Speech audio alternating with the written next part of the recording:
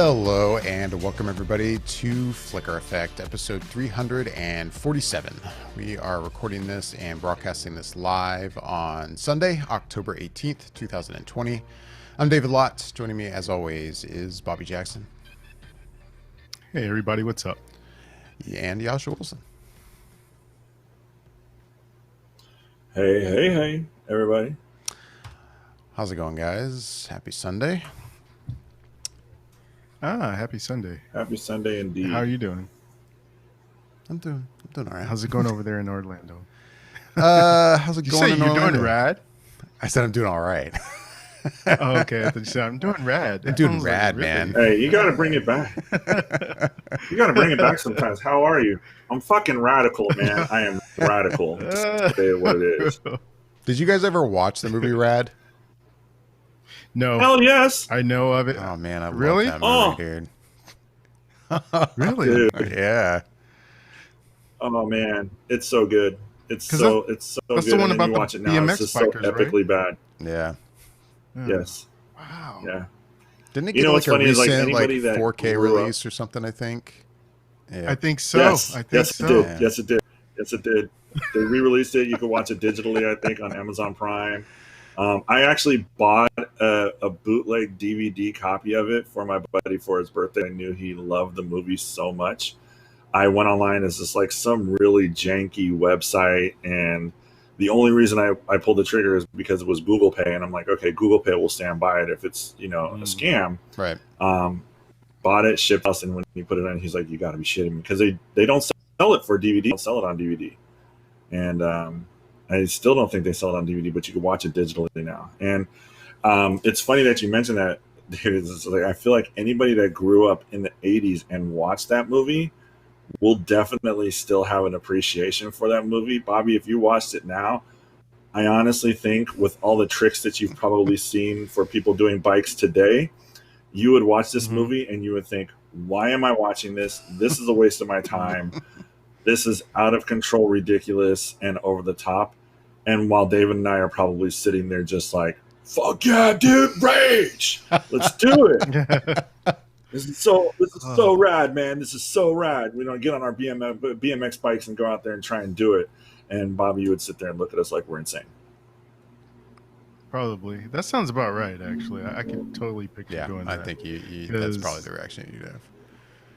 Well, I But think yet, I it's still want you to probably watch it really badly. So that's the thing. It's like I remember when it came out in the theaters, and I particularly remember avoiding it because it looked like trash to me in the preview. So I can only imagine that if I watched it now, I would think about it. If even back then I didn't think that I was going to enjoy it at all. So yeah, I would be curious though, just to see, because there's that one, and then there's the one that I can't, the name is escaping me, but the one that Vanilla Ice did. Cool as ice. I don't know. Yeah. It just reminds me of Man, that it's cool era. as ice. Like it was around that same Yeah. around that time that so I feel like I skipped that. Or Gleaming the dodged a Cube? bullet on it. No, it was Cool as Ice. Anybody It was remember Cool as Gleaming Ice. the Cube? But Gleaming No. the Cube. No, I know, but do you it was remember around Gleaming the same time, Cube? too. Yeah, I do. Yeah. I never saw that Well, one either. you But can, I good do news, Bobby. remember. You can rent Rad on Amazon Prime for $4.99. It's your lucky day. So $5. I will Venmo you the Oh, $5. So I'm confused. You almost Oh, sounded like God. at first you were like, "This is don't bother, Bobby. You shouldn't do this." But yeah, now you're like, "No, you should still check this out."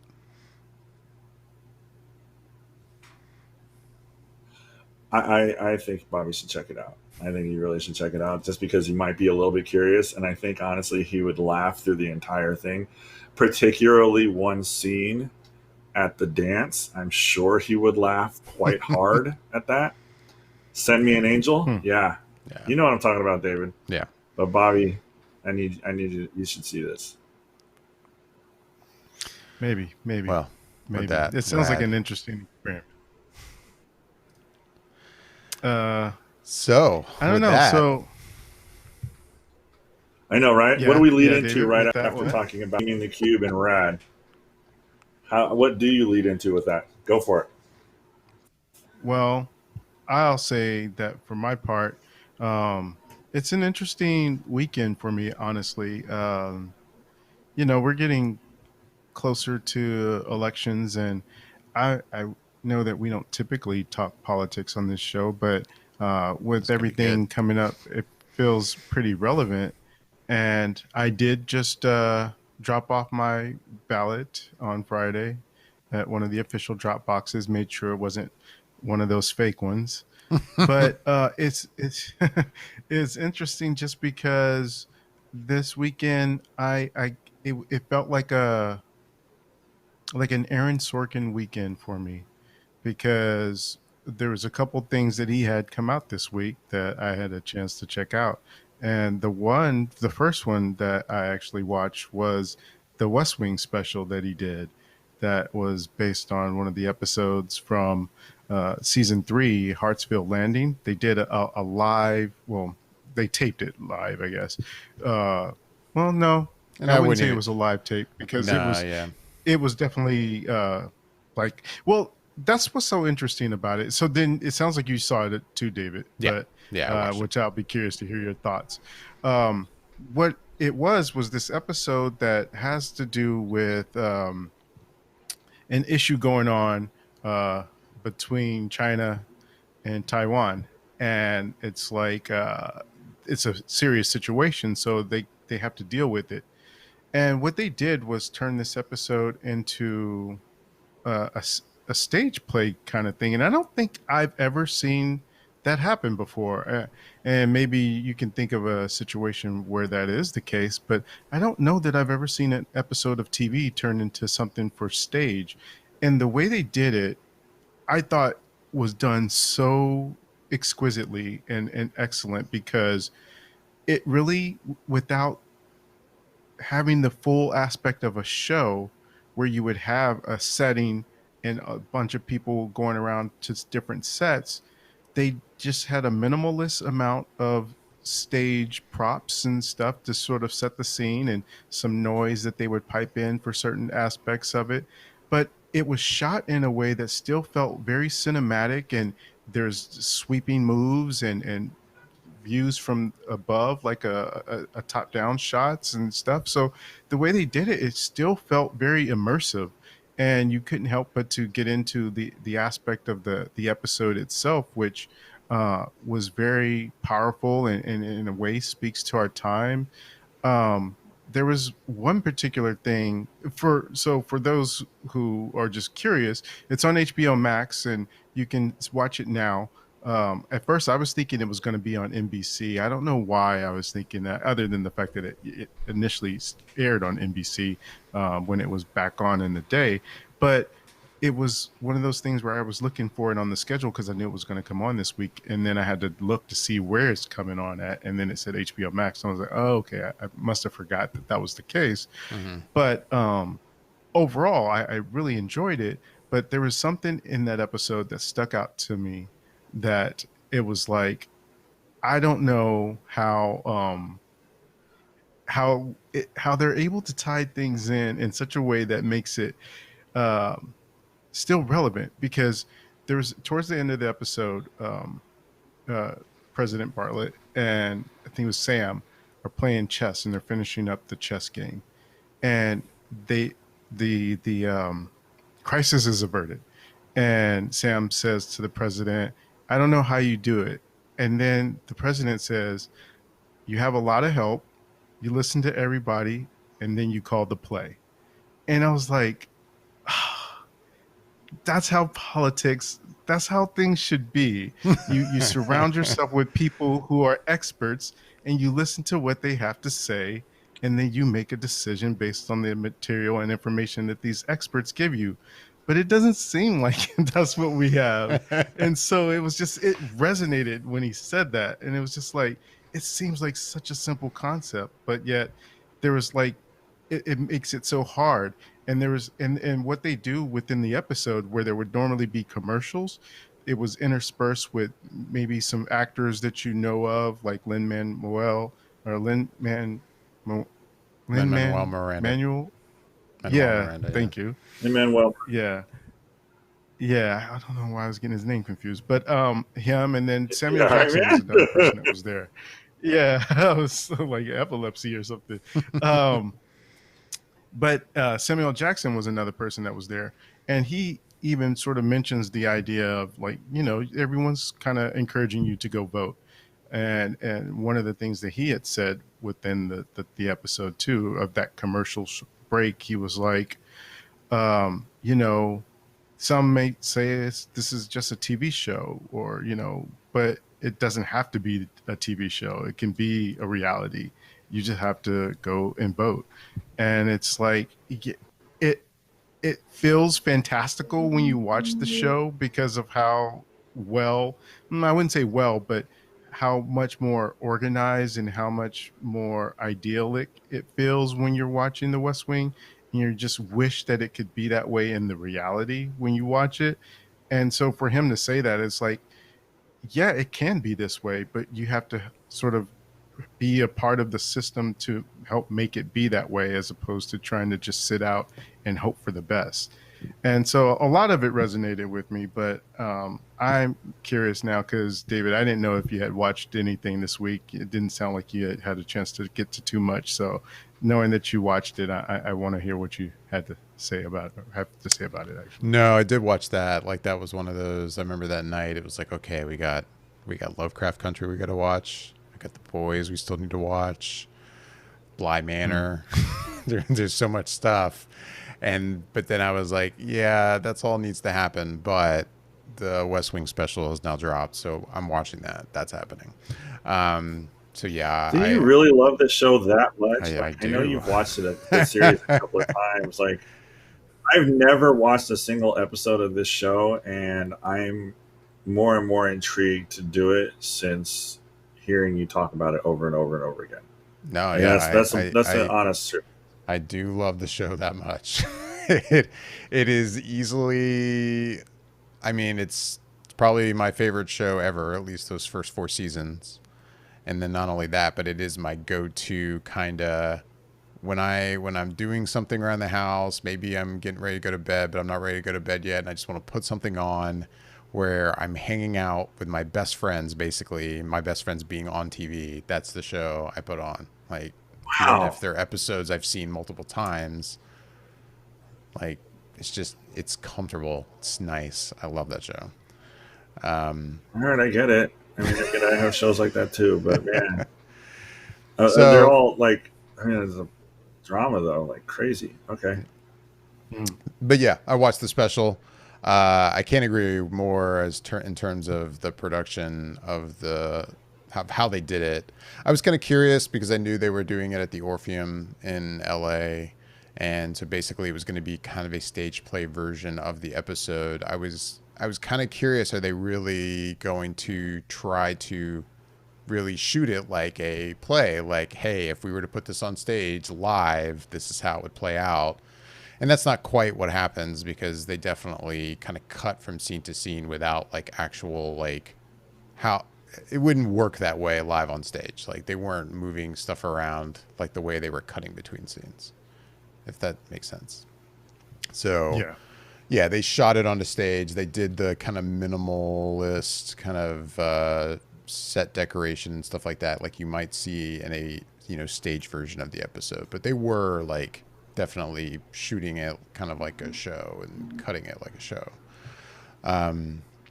So, but it was beautiful. It was Sterling K. Brown had to take the place of John Spencer, since John Spencer passed away in the final season of the show.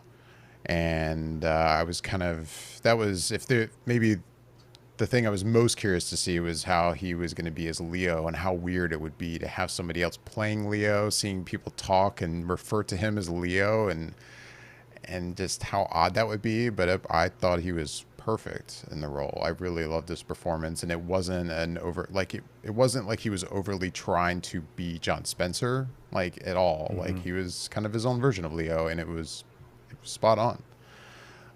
Yeah. But yeah, no, I really enjoyed it. I really enjoyed like you mentioned, the between the act breaks or what would be a commercial break, they had like guest speakers come in. And yeah, Samuel L. Jackson's they were all great. His was great in that sense of it really felt like in the end he was like, motherfucker, go vote. Like, I will kill you if you don't vote. Yeah. He didn't say it that way, but he didn't have to. I almost thought he was going to say it. Just the look on his face was like, okay, I'm planning on voting, buddy. Like, don't worry. The last word he said was vote. And it was like, I really thought after vote, he was going to say, mother, you know, right? I thought he was going to drop a mother, you know. Yeah. But no, he didn't. He just like vote. But yeah, no, I really enjoyed it. I think I mentioned this when we talked about it last week, that I was at first, when I heard they were picking this episode for the one they were going to do as the special, I was a little surprised. I mean, yeah, it's definitely one of the better episodes, but it wasn't one that it seemed kind of random at first, but quickly you kind of realize, no, this is the perfect episode for the point they're getting across about voting. Even the A, B, and C plots kind of all fit perfectly with, I think, the message they're trying to get across. And then that scene you mentioned with President Bartlett and Sam, kind of a side thing that I really had no hopes that there would be this reasoning behind picking this episode, but it would have been perfect. Like, what I'm getting at is there's been a lot of speculation about, hey, could this show come back? Like, we've seen a lot of shows come back. We've seen revivals of shows on streaming services and such. And there's been a lot of rumors about, hey, could we get the West Wing back in some way? And it would be kind of one of the biggest, I think, rumors out there would be if it came back, it would be like Sam Seaborn as the president.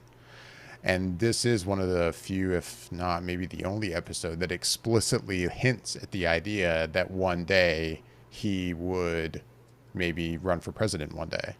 And with them picking this episode as the one that they did it as a special, I'm like, oh, this would be the perfect way to like do this special and they go, hey, everybody, by the way, we're going to, you know, bring it back and this is how it's going to play out.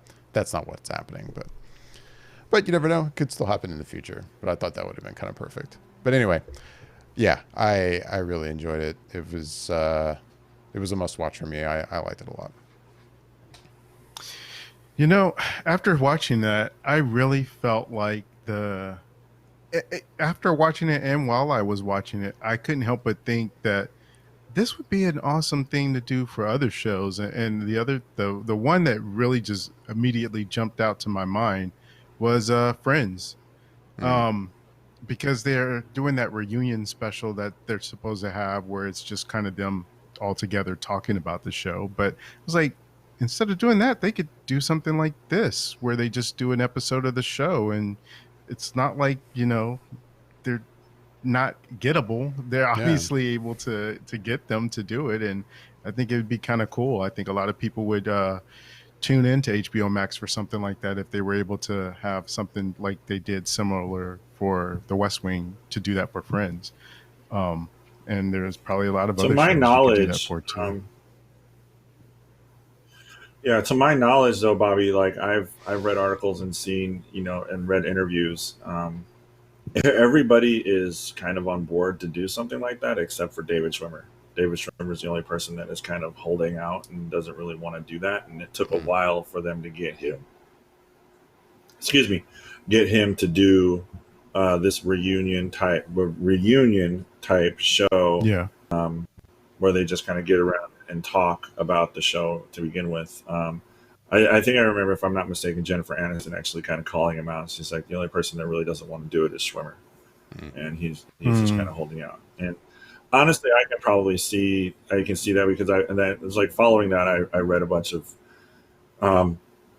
reviews or articles, not reviews, but articles about, David Schwimmer constantly being referred to as Ross and, never really, being associated with anything else. And he's a very talented director too. I think he's very talented comedic performer and dramatic. When I've seen him just kind of show up and stuff, it's just like, oh shit, look, there's David Schwimmer. I think they're all very good actors and actresses. I would love to watch them do it again, but I completely understand when you've kind of been pigeon-toed for so long as one particular character, why you wouldn't necessarily want to go and remind everybody that you're that character. Yeah. Right. Yeah, I get it. I get it. But yeah, one of my Um, other takeaways from that special too is just how good those actors are. Like, for instance, I mean, what's the last thing we saw Martin Sheen in? I mean, he's kind of, I think, out of acting at this point for the most part, as far as I know. And I mean, I saw him recently when I Yeah, came I to can't LA remember. for the West Wing, the West Wing Weekly last episode, live taping stage version of the podcast that we came out there for, and he was there. And I've seen him there and in some other interviews, and I mean, he's getting older. I don't know how old he is now. And even like I remember seeing him Yeah, he at was that, born in 1940. yeah, and I remember seeing him at that West Wing Weekly special, thinking not only is he older, but he almost seems like a little out of it. Like, so then yeah, I started to wonder like, hey, how will he be and some of these other actors in this? I mean, they have some of these actors that we haven't seen doing this kind of work in a long time, and it just shows how good of an actor he and a lot of these guys are. Like, because he immediately he's like, yep, nope, he's President Bartlett again. Like he was perfect. yeah. Even though you might see him in real life and go, he seems like he's just not the same. Maybe he's not all there anymore or something. Like, no, that's not the case. Like, Mm, he's an actor and he did his job perfectly. yeah. I see. Yeah, Yeah, I think the last the thing, the one thing that he's in right now lately is sorry, is Grace and Frankie. Oh I don't watch yeah, the show, that's right. but he has a credit on IMDb, and he's been in that show from 2015 to 2021. He's slated to be in that show. That's So true. I forgot he was doing that. I see that he's also got a role in Judas and the Black Messiah, which is about the Black Panthers with well, let me click on it to see who's in it because I forget the names, but David Kalua or Daniel Kalua Mm, and Lakeith Stanfield, and he's right. playing J. Edgar Hoover in that movie. So I guess he had done yeah, something he's gonna more own recently, that but it's role. not out yet. Yeah, I'm sure. Yeah. I can Yeah, see him being really good at as J. Edgar. I can see him just destroying that role. yeah. Um, yeah. So that was good. And then there was a movie that Aaron Sorkin wrote and direct that came out this week on Netflix called The Trial of the Chicago Seven. And honestly, I gotta say, I wasn't really familiar with this case beforehand of watching this movie, but you quickly get educated to it. And the story is these, I guess, protesters, if you would really call them, uh, are on trial for. They're saying they're on trial for inciting a riot, that they were all in collusion together when that's actually not the case. There's people who didn't know each other that kind of came together in this event and got lumped in all together to make the case so that the federal prosecutors could put them away. And this is the has the normal kind of Aaron Sorkin banter and speed and style that you would expect from him. And being a story that I hadn't been familiar with, I think I was really connecting to it and into it because there's a lot of ups and downs that happen. And the way he does it, it's not. It's kind of like if you've seen Jobs, where it's not necessarily just this linear story of this is how Steve started when he was a kid and to how he ended kind of thing. It's done in a different kind of way of storytelling. That's how this is as well. It almost takes place right from the beginning at the trial and then intersperses what happened in between the trial, or in between parts of the trial. They'll show a flashback to some of the scenes of when the riot happened and how it started. And it's really a good way to, I think, tell this story because any story where it's really just centered on a trial could be very dry and boring. But there's a lot of characters in this, and Let me read down some of the people that are in this. There's Eddie Redmayne, Sacha Baron Cohen, Jeremy Strong, Yahya Abdul-Mateen, Joseph Gordon-Levitt, and Michael Keaton. There's like a really solid cast in this of people, and so when you have people like that, they're definitely bringing their A game. And I would say there's a lot of people in here that really show that reverence for the material, that they're representing real people, and trying to show that respect, and trying to explain this story. And again, this had overtones of really making you see how things are going in the judicial system, and also within how legislation is. And it made me feel like upset in certain ways, because when you're watching it and you see how everybody's all about the law when it's going to benefit them, and if they can squeeze it and twist it in a way that works for them. But if you do something, they're going to hold you to the letter of it, but they don't hold themselves to the letter of it. And so it's disheartening in that way. And there's even one of the parts in there where someone is saying, I want equality. I want these things, for everyone, but I also want to change the polls, the election results. And one of the characters calls him out for saying, "Oh, so all you care about are the polls, or who's going to be voted?" And he was like, "Yeah, because anything after that doesn't matter. So it's not like you can just go out, and it's nice to protest and to be able to shine a light on something, but that's only going to go so far and do so much unless you can change the people who are in power to help you make something of those protests, make something happen beyond just hearing your voice." And I think that resonated as well. It was like one of those things where he was saying, basically, if you have the ability and the power to vote and make a difference, that's where it's going to matter.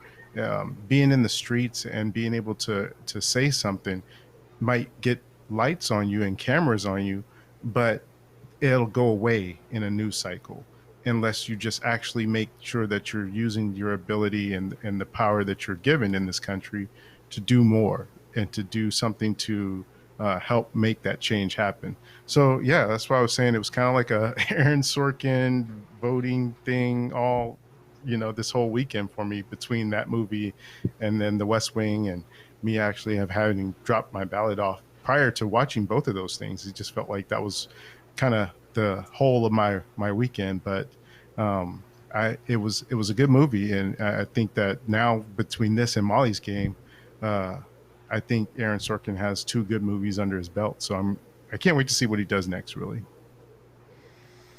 Yeah, I didn't realize that was dropping until it was in like the middle of this weekend, and it was basically too late for me to try to fit it into my weekend, because I knew the movie was coming, and being an Aaron Sorkin fan, it's definitely going to happen. I'm going to be watching it. And then, yeah, I was like scrolling through Twitter and seeing somebody comment on it. And I'm like, oh, wait, what? It's out? I'm like, there's just too much. I have too much to watch. So, yeah, no, I haven't seen it yet. Kind of bummed. I'm about halfway through with it. I started it before the show, which was probably a mistake, because it's damn good. It is damn good. It is very much in the same realm of like Sorkin and his tone and speed, and basically echoing everything that Bobby could have possibly said right now. It is very much the injustice that was served to these gentlemen being put on trial. And I protest that, looking at some of the views and the videos that they're showing today, or excuse me, there's some of the videos that they were showing, the live action, real life videos from, in the 60s. It's really sad that it doesn't look much different than some of the violence that we've seen today in some of today's streets. And that was disheartening to say and to see, but it's the turn of the world, I guess. That's the way the world turns sometimes when it comes to, disagreement and, people getting emotionally charged. But it's a really, really good movie. Like, everything is, I'm stoked to finish it. Like, I'm really, really excited to finish it. The wealth of talent that they have in this film is not skimpy. and everybody is definitely bringing a lot of emotion and a lot of energy. It's something that I'm really, really enjoying. Nice. Yeah, David. Hopefully you get a chance to see it sooner than later because, yeah, I just think that it speaks to the times like it tends to do when it's Sorkin. And, I think it's good to have his voice out there in the ways that we have it right now because it gives you kind of that idea of maybe that there's a hope for something better and to keep on kind of having that at least be an inspiration to be the change or affect the change that you want and see, and that speaks through his work. And I think that it's one of those things that's well needed in this day and age. Nice.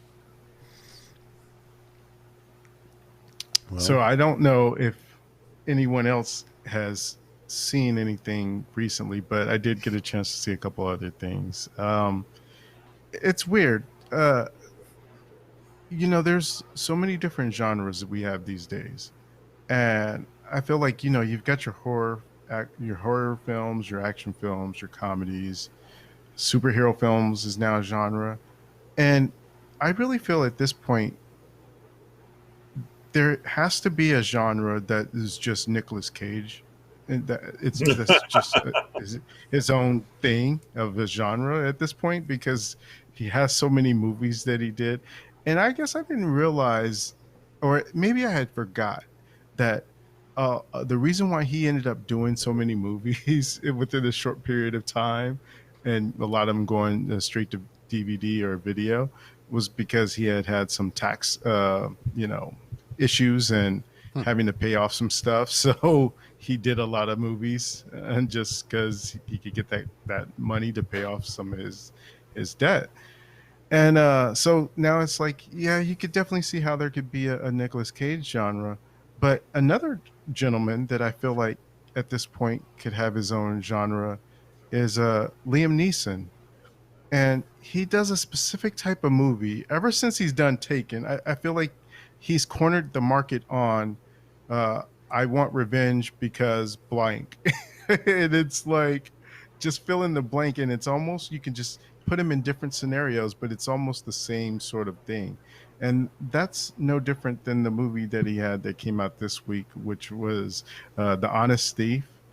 And yeah, it's a weird concept, and it's kind of like he plays this guy who robbed banks, and he was nonviolent about it, so he didn't hurt anyone, never killed anyone doing it. But he meets this woman that effectively changes his life and his outlook on life. So now he wants to turn himself in for the crimes that he committed, and he'll serve his time if he can get a sort of a light sentence and be able to be with this woman. He can't feel like he can do that until he does this thing. So he calls in some FBI agents and tells them, look, I'm this guy that you guys have been looking for over the past, I think was 10, 20 years, I think. And they don't believe him. Then he's like, all right, because he ends up having, I think, $9 million that he's stolen over the course of the 20 years. And he's like, okay, if you go to this location, here's where you'll find the money. So they find the money. And then I'll tell you what, as soon as I saw that one of the FBI agents was Jai Courtney, I knew something was going to go wrong with this concept. Because Jai Courtney and his partner, I forget, Anthony Ramos, who's in Hamilton, he they find the money, and Jai Courtney's like, well, hey, this could be our retirement fund. We don't need to turn this money in. And so once that happens, things go sideways, and they end up trying to pin some stuff onto Liam Neeson's character, and he's trying to make sure that he exacts revenge on Jai Courtney for some things that he does. and maybe some of this is in the trailer. I don't even know. I don't think I saw the trailer for it. I just went into it. I was like, it's Liam Neeson. It's an action movie. I think I know what I'm getting myself into, so I'll check it out. And that's what I did. I went to the theater. I watched it, and it's kind of what you would expect it to be for being a Liam Neeson movie of this genre. I mean, I think his best in any of these types have been the Taken movies, at least the first one, and then I really liked, what was the other one? The Wolf, the Gray, the Gray. I think I like that one as well. Yeah, the Gray. A lot of the other ones are kind of all right. There's something that you could watch in the background if you're chilling and not have to worry too much about it. And I put that squarely in this category. It's not something that I would say is going to elevate anything that he's done in the past. Plus, he's getting older, so it's not like he can move the same way he would before. So some of the action scenes aren't all that great, but they're passable, they're serviceable. But again, it's just something that you could probably wait and watch when it comes available to you at home. I just felt like, I had the time to go to the theater to see something, and so why don't I check it out? But I got exactly what I was expecting with it. So I don't even know if you guys had even heard of this movie, but it's out there. I'd heard of it. You know what's funny is Okay. I had to. I haven't, and maybe I'm wrong. I can look through his IMDb, but you talk about this kind of feels like it could be its own genre of movies. These Liam Neeson kind of action movies. I don't think I've seen one of them. Like I haven't seen any of these movies. Really? Like I never saw Taken or any of the Taken films. What? No, Really? I haven't. And it's- it's good, man. Like you don't need to watch the other two, Yeah. in my opinion. I mean, if you No. have the time, but the Yeah. first one was a lot of fun. Like the first one was a fun movie, in my opinion. And Yeah. yeah, my not seeing that in any of these others isn't me trying to be like, oh, this is terrible. Him as an action star is just a terrible idea. It's nothing like that. I mean, yeah, if I were to watch one, it'd be Taken. I just haven't gotten around to watching it. I mean, I will say, since I think maybe because I haven't seen these and my only experience with them is what I've seen from like the trailers and clips and stuff.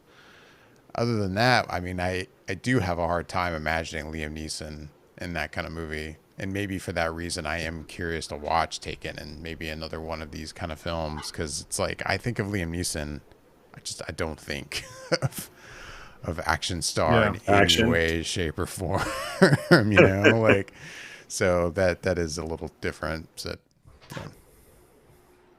I mean, man, I'll tell you, like Bobby's right. Like he has cornered the market when it comes to this type of role and revenge type of like secret skill type of set when it comes to what he's going to do. And I dig it. Like, I mean, it's awesome to watch him do. Like he does it well. Like some of the movies are really fun, but yeah, how many times can you do the same role over and over and over and over again? Right. And, I mean, if that's what you want to do, and I like Liam. I think he's a very talented actor. I've liked some of his dramatic pieces as well, but you sit there and watch it, it's like, okay, cool. Like, and I had heard this movie and it looks fun and I want to watch this movie, but it's literally almost the same premise and the same type of tonation as everything else that he's done for the past, 10 years now?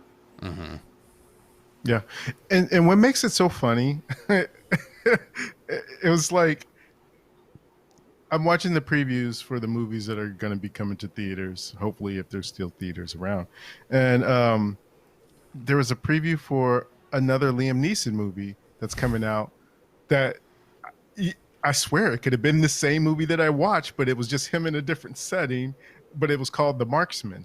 And it's like he gets he runs across this family that's trying to get across the border, and apparently he intercepts them and helps out the kid because the mom dies, and he's trying to get the kid to I don't know, I want to say Chicago or someplace, but the reason why that they were running away is because some drug cartel was after them. So now he has to take on this drug cartel as he tries to get this kid somewhere safely. And again, it's like you just insert him in these scenarios and you can almost predict what's going to happen. Now I'm just looking over the stuff he has in production on his IMDb to see if there's anything else that seems along those lines. Yeah. You could maybe argue the Ice Road is something he's filming that's kind of, I mean, the Yeah, description doesn't really sound like action star, but it's him like basically sounds like a hero kind of role. Yeah. it is. Well, the I've one seen that that movie. That was. Go ahead, Bobby. no, go ahead. I wasn't going to say anything about that one. Oh well, I was just gonna look up the title of that movie. It was the I was trying to remember what it was. Yeah, the Ice Road. Oh, not the Ice Road, but there's another one His Cold memory. that he Pursuit. did. That's Cold Pursuit. Because that's what Cold I was Pursuit. thinking Yeah, of when that's he it. said the ice. Because there's Yeah, one that came out last year called Cold Pursuit, and Oh, again, it's okay. the same sort of thing, except for it's a winter setting. Revenge. It's just, yeah. But then he's got another one, Memory, that's in pre-production. The description is an It's crazy. assassin for hire finds that he's become a target after he refuses to complete a job for a dangerous criminal organization. Yeah. Yep. Pretty much. That's another one. He's got a lot of them. I'm telling you, it's like he's trying to squeeze them all out before he can't do them anymore, I guess. Right. But there's something magical about his voice, though. When I was sitting there watching the movie, and I was just listening to him talk, and it's just like he has this sort of powerful and commanding voice. And I forget what movie it was that he did the voice of something for, that you could tell it's Liam Neeson's voice, but it comes through so well that it feels right. Mhm. I want to say it was the Chronicles of Narnia. Did he do the voice of Aslan? Or I think that's Yeah, Aslan, he did. He the did the lion. voice of Aslan. Yeah, yeah. So it's like he has such a powerful and commanding voice, and it just comes through very well. But yeah, he's definitely cornered the market on these type of movies. Yeah. But good for him. Yeah. Right? He's making his paycheck. Yeah, exactly. So there was one other movie I saw in the theaters this weekend. Honestly, guys, if and I don't mean you guys, I mean people out there that might be watching. If you have a movie theater open near you, and just look to see what AMC, because it would have to be AMC. I think the Regals are shut down right now, but just look on the page. There's some stuff out, really, depending on what you kind of are interested in, that you could probably go check out, and you won't really have to worry about, is it safe to go? Is it? There was like literally three people in the theater besides myself when I went. So I think there's enough people not going to the movie theater that if you want to go to the movie theater, you'll be completely okay. Then I just felt like it's a sad thing in a way, because yeah, there's a few people who are here, but obviously not enough people, and it there's continues like this, it's not going to be good. And a lot of people say, oh well, and by people I mean some of the people in Hollywood who tend to poo-poo the big blockbuster movies always being in theaters, like the Marvel movies or something, and how they are ruining cinema. But there's a lot of, again, if you look on an AMC website page, there's a lot of sort of independent and low level budget movies that are being shown right now that are brand new, but nobody's going to go see them. And granted, you could say, yes, it's COVID, and so people aren't going to the theaters in general. But I don't think that even if that was not the case, that a lot of people would be showing up for these particular movies. So it's not Right. like, you know, you might say that these movies are bad for cinema, but honestly, I think they keep cinemas around because it brings people to them. These lower level movies don't, because more people are apt to wait for them to come to the home video experience for them to watch them, more so than rush out to the theater and to go see them. Even if you hear good things about them. There was one that I saw the trailer for, not the trailer, but the poster for, that I'd heard good things about. Something about, I think, like words on bathroom walls or something like that. Heard good things about it, but nobody's watching it because it's one of those movies that you're thinking, well, I'm not going to go, one, to a theater at this point because of everything that's going on. But two, this isn't the type of movie I would want to go rush out to go see. If it was Wonder Woman or Black Widow or something like that, yeah, then maybe that's the case. But some of these other movies, they're just not worth it to people, regardless of if there was a COVID or not. But this other movie that I really just kind of caught wind of within the last couple days that caught my interest was this movie called The Kid Detective. And I don't know if either of you have heard of this, but it stars Adam Brody, who was in the OC, played Seth, and he plays this kid who was a detective when he was a young kid, and he would solve cases in his town, and he became very popular in the town until one day he got this case where this girl goes missing, and the town is expecting him, thinking that he's going to solve this case, but he never does, and he grows up with that in his mind, in his conscious of failing, and he grows up kind of like this alcoholic, kind of washed out guy, and has still been doing cases, but like stuff that's meaningless, that is very easy to solve, until this one day a girl brings him a case because her boyfriend has been murdered, and that's like his first adult case to solve from being when he was a kid, and then having this other case that didn't pan out. And so now he sees this as sort of his redemption, his way of getting back. And I don't know if you guys ever saw this movie by Ryan Johnson back in the day with Joseph Gordon-Levitt called Brick, but I feel like this had some of that flavor to it in terms of this kind of it's not as noirish as that movie is, Brick, but it has that real detective leaning flavor to it.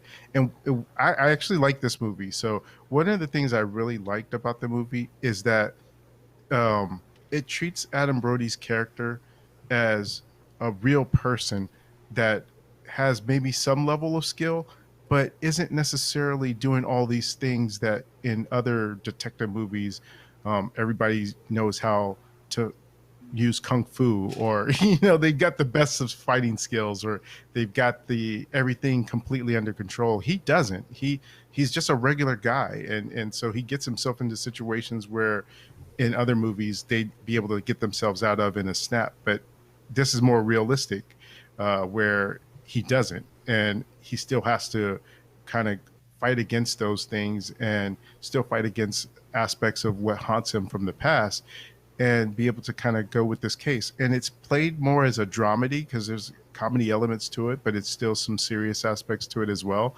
And I think the case, the way it plays out, I thought they did a really good job of laying the breadcrumbs for you to follow and to really get invested in the story and the case as well. And Adam Brody, I feel like, man, he still looks pretty much the same as how he looked in the OC. I mean, obviously older, but he has that, still retains that kind of baby face look to him still. So I think he has that comedic timing down that he used to have on the show still, and just does a really good job in the movie, in the role. And I will say the way it ends is kind of like that. It's a little strange the way it ended, like the very final scene before it cuts to black. But it was an interesting thing to where I could see, like, if they wanted to do another one of these movies, I could see it happening.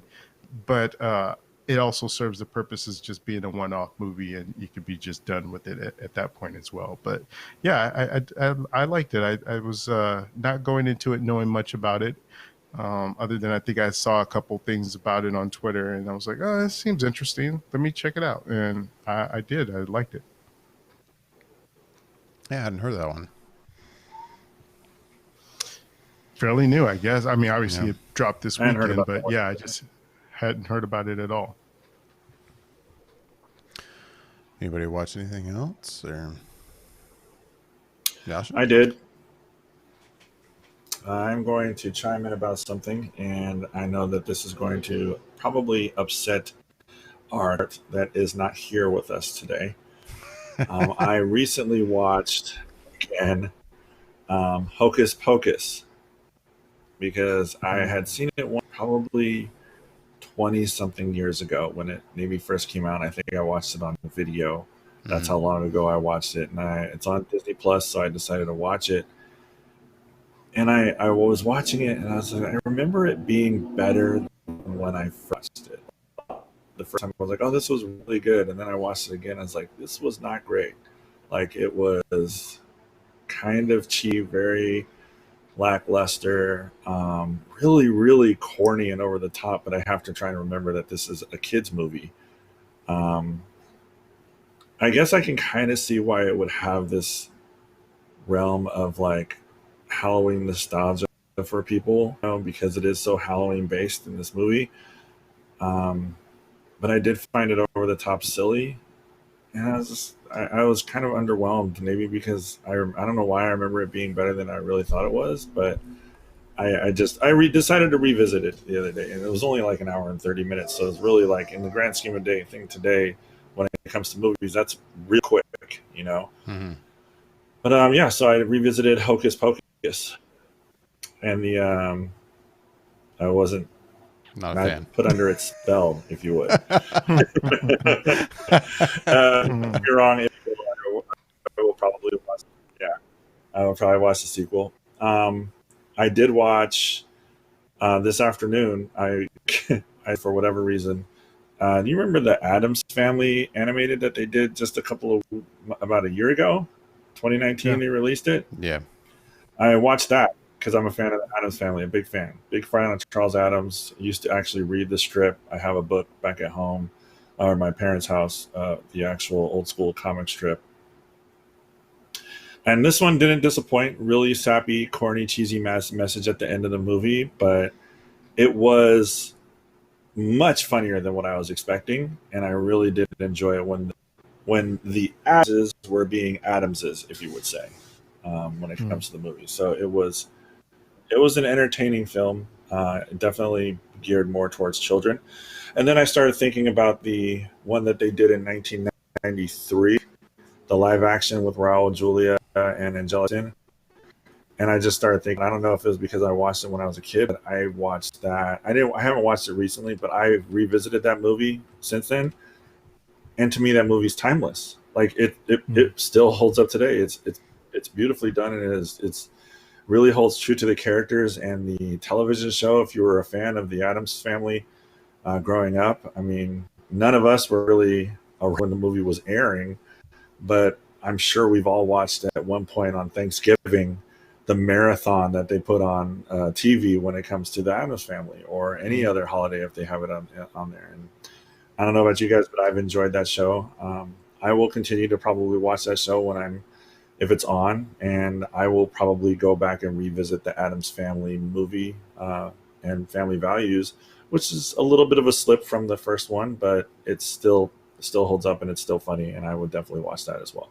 No, it's funny you mentioned the live action one, because with my kids, we do a movie night, usually every Friday night. That's where it's been landing lately. But we do like one a week. And because it's October, we've of course been trying to do like more Halloween kind of themed movies. So we did the Addams Family, the live action one, this past Friday. So I just watched it. And I'd definitely seen the Addams Family before. For the first time? No, I'd seen it before. I'd seen it before many times, but it had been a while since I had watched it like all the way through or watched it at all. And yeah, dude, that movie holds up. Like, in fact, because I mean, yeah, and that movie came out in 91. And I seem to remember. Okay, 91. I seem to remember that at the time, yeah, it definitely did well, and I think it had a definite fan base. But at the same time, I think if I remember correctly, there seemed like to be a decent amount of people who, being big fans of the TV show, weren't as much of a fan of that movie, maybe because of some changes they kind of did or what have you. But I don't know, watching it now, that movie, it's just an entertaining, well done film. Like I really enjoy the Addams Family, and I like Addams Family Values. I want to watch that now that I just watched Addams Family again. I'm looking forward to watching Addams Family Values again soon. Yes. But and not to say like, I couldn't remember them or anything. I remember them quite well. But yeah, since it's so fresh in my mind, it's funny you bring it up. Yeah, I really liked it. Yeah, it's funny because it's like even if you watch it now, I find like watching a movie like that when you're a kid and you pick up on so much more when you're an adult watching this. It's just Hmm. like, oh my god, like there was like 10 jokes in this conversation that I was supposed to pick up that I didn't pick up, but they were so subtle and so like just nonchalant and just kind of placed in there for you, and you're just like in Adam's Family Values, where that kid that Wednesday meets at camp slowly starts to transition into being Gomez, and it's like you Right. don't really, in my world, I didn't really pick that up until I was like I watched it, I think a second or third time when I was starting to get older. I was just like, holy shit, like that little kid's like turning into Gomez. And it's like until it was like blatantly shown at the end, you're like, oh, I see it now. But it's like, I don't know. To me, the movie just holds up. And yeah, I mean, I just looked up the numbers from, years ago. I mean, when the movie was released, it was 24 million, which is not great, with a $30 million budget. 100 wide, it made 70. Internationally, it made 78. So it made almost $200 million off of $30 million budget. Like Right. that's a smash. And in comparison to like that's good in today's numbers too when they do a movie like that. So yeah, I mean, I just if you haven't watched the animated one, there's some really really cool scenes in there with the family that you kind of like can really appreciate because they're the Adamses being the Adams have a very kid like feel for it towards the end of the movie and wrap up. Right. And going back to Hocus Pocus, yeah, I mean, I heard that again recently from somebody else who had just watched it for the very first time, period, and they straight up didn't like it at Uh, all. I mean, it sounds like you weren't a big fan of it, but you kind of are kind of whatever about it, if I may. But uh, this person was just like, oh God, why does everyone like this? And it almost like that kind of impression, like, oh, everyone loves it, so I'm just gonna hate it, was the vibe I got from that Mm. person. Um, oh well, but that's not fair. no, but I mean, I don't know. I think Hocus Pocus is, yeah, is it a great movie? I don't think so, but I enjoy it, and I am one of those people that I now watch it every year, and I wonder too, and I mean, I'm going to say this, and now you guys or anybody could probably come up with a million examples of why I'm wrong here, but I feel like Hocus Pocus also fills a spot that actually, when we think about it, there's not a ton of family friendly movies that are really directly like Halloween related. Like, yeah, obviously in Halloween there's a ton of horror films that we all No, that's tend to fair. watch. But and then there's other movies like, Adam's Family is definitely family friendly for sure, but it's not a straight up like Halloween movie. Like Hocus Pocus is that's a Halloween film, and I think when a lot of people watch it, it kind of gets them in that Halloween vibe, and that's why I think people like to go back to it every year because it's like it's become a tradition, routine thing with Halloween. And yeah, there's Nightmare Before Mhm. Christmas, which of course some argue is a Mm. Christmas movie, but they're crazy. And you know, I don't. I'm trying to think of other films that are really, truly family friendly and are really directly related to Halloween. I don't think there's a lot. I think that's why Hocus Pocus has done as well as it Yeah, has. It's that kind of a that would cult make sense. following. Yeah, that would make sense. I mean, I'm looking at it now, and I'm looking up now. You have some stuff like Scooby Doo. Ironically enough, Nightmare Before Christmas is on here. Hocus Pocus, Goosebumps, Goosebumps 2. Yeah, Like, I mean, those are some Ernest Scared Stupid. I mean, oh, the Adventures of Ichabod Crane and Mr. Ichabod and Mr. Toad. Those are actually on there as Halloween. And I remember watching the Disney one of The Adventures of Ichabod Crane Mm. and the Headless Horseman.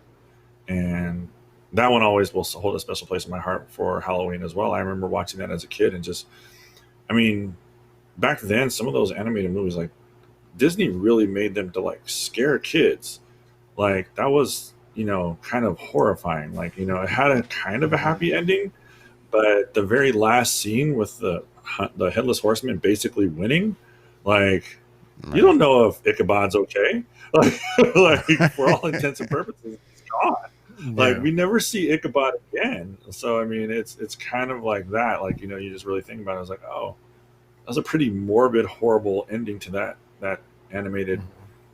song, where you dance around and it's like, oh, this is Halloween and everything like that. But you're right. I mean, there aren't too many. At least I don't remember growing up with too many, opposed to like, Hocus Pocus, which I just said, it's like was okay. Like I remember it being better, but I also remember, I mean, the movie was made in '93.